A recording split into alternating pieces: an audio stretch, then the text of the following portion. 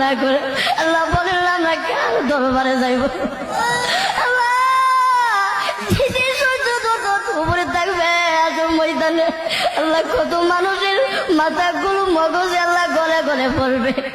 আল্লাহ ওই কঠিন মুহূর্তে আল্লাহ আপনি আমাদেরকে সকলকে আরো সে ছায়া